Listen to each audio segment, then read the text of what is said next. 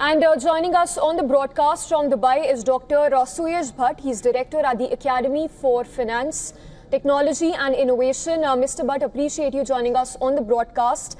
US has, of course, officially imposed an additional 25% tariff on India. This is, as many would concur, a direct blow to India's biggest export market. Firstly, if you can break down for us the sectors that will take a massive hit and those sectors that still remain unaffected, even as that 50% tariff comes into effect. So I believe this is really unfortunate that the final 25%, there was a hope in the industry that there would be some kind of a resolution to this, but I think it has inevitably now become an order by Trump signing it up. The sectors clearly which get affected where we had an edge was textile to be a major part. And in fact, since the time the tariff talk started, we were in fact comparing our tariff rate with other countries, especially Bangladesh, China, Vietnam, because they are our competitors when it comes to textile. And this sector would definitely be hit very badly due to 50% tariff. The second is gems and jewelry, which again, you know that India is one of the largest exporter of polished diamonds and importer of these rough diamonds. So gems and jewelry sector would also get affected very badly. The leather and other goods are also in this category. Some machinery and chemical companies are also included in this. So, and you can see this from the stock market today. I think the Sensex fell by more than 800 points, and these are the very sectors which got punished because there is no near-term light in terms of how their earnings is going to get recovered.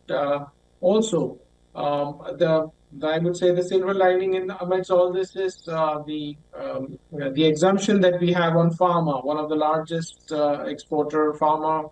Also electronics. Something very positive to know is that this year, since the beginning of 2025, India was the largest exporter of smartphone in US, and it was not China. So we were gaining this momentum, and I hope that this exemption remains, and that would help the domestic sector.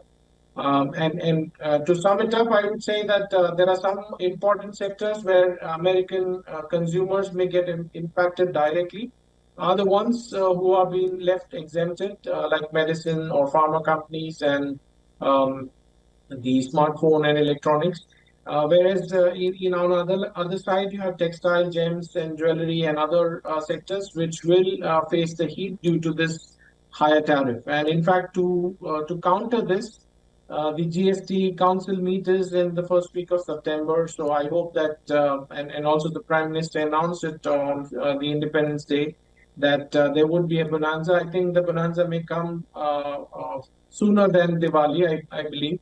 And these are the sector which would get a positive note, because if you see currently, automobiles have 28%, and then some automobiles also have higher GST, which has been levied on them. Same as with textile. So if there is a relaxation in this indirect tax, the GST that is there, and as per sources, we don't know still until the details are out. There will be only two rates that are mentioned, 5% and 18%. So this would really boost the consumption locally. And something very interesting for jewelry sector, which the government has done, is they have reduced the import on gold to 6%. So that is also something which, if the government also reduces GST on it. Mr. Bhatt, I wanted to get your thoughts on how the Indian markets are also reacting. I get your point taken.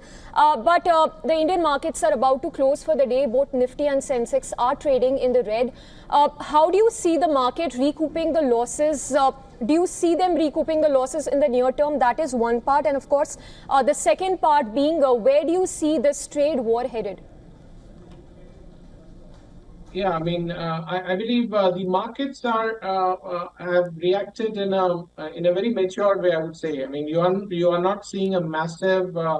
Typically, if anyone would have heard that you're being put 50% tariff on certain sector, Any weak economy should actually get crumbled by now. But the market is showing a great resilience by not falling by 10, 20, 30% as it would have thought of. So markets are, I mean, they have corrected, I would say, by 800 plus point, but I mean, at 80,000, 800 is hardly 1% that you're looking at. So 1% correction here and there is, I wouldn't say it's very negative, but at the same time, there are tough times that are going to come. So I would say that the GST reform would actually save the day in the country because we are a consumption-oriented economy, only 2% is export.